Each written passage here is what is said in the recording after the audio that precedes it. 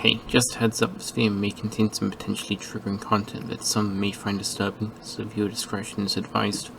Also, in order for this to stay up, I have to ask you not to harass anyone mentioned in this video. It's just unneeded and it only exacerbates the issue at hand. Thanks and enjoy the video.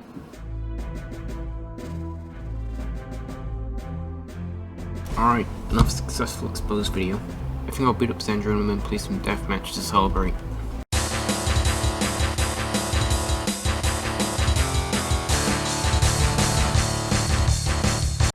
God damn it, I hate this game. I need to take my anger out on some edgy 14-year-old's passion project.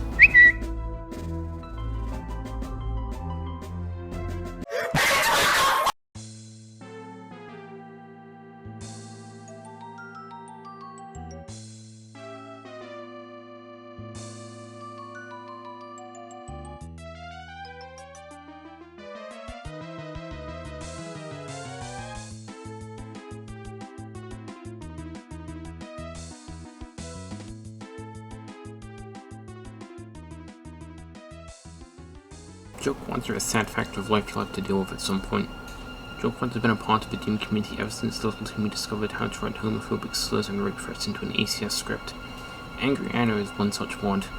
This mod's nothing new. I remember discovering this series thanks to Mr. Icarus, and to say it ruined my Christmas would be an understatement.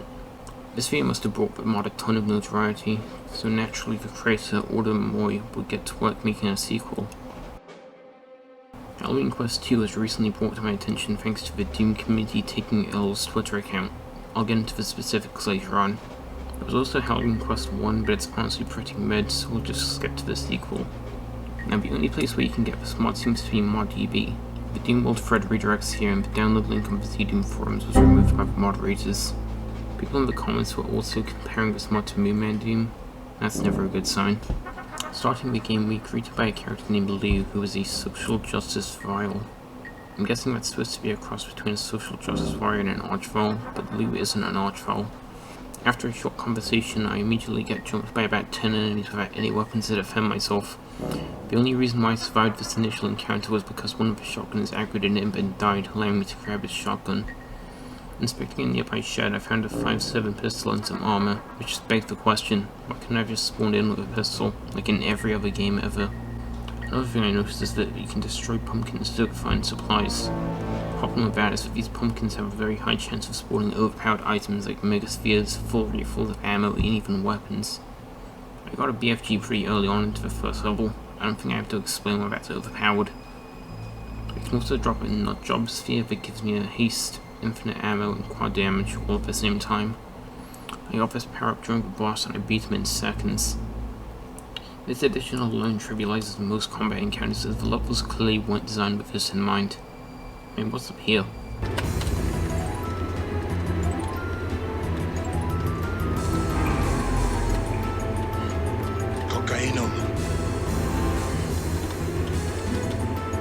This secret area contains an Easter egg that marks the Black Lives Matter movement.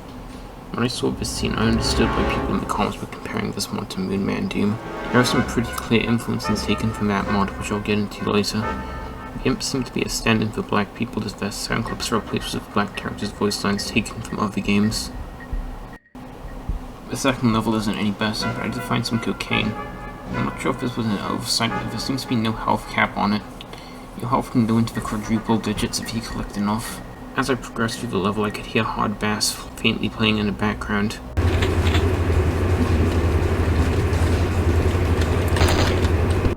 I went to investigate, and lo and behold, I found some Russians. I guess that explained where these Nazis came from. I did get an AK from them. Pressing Alt 5 with the AK equipped will make you drink vodka, which gives you quad damage for 5 seconds. Anyway, I got the key and killed the archviles. Time to move on to the next map.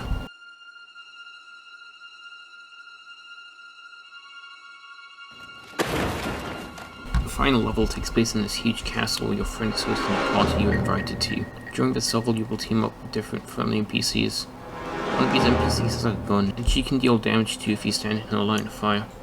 In fact, in one instance, she deliberately walked behind me as she was shooting a cyber demon and made me lose health without me being able to avoid it. Whatever, we're almost done. Let's go get the red key.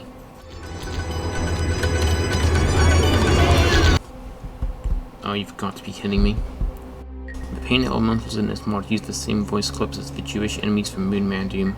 Need I remind you that Moonman Doom is banned from being discussed on most Doom social media sites? No wonder this mod got pulled from the Doom forums. It was at this point I decided to call it quits and turn the game off.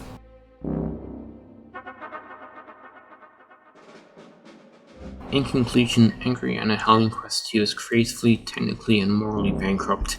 If not for the current day memes, I would have thought this was some kind of pseudo-Terry Watt. The overpowered weapons and items make this game laughably easy. I was playing on Ultra Violence and I found the game to be very boring. This mod also contained racial and homophobic slurs in its data.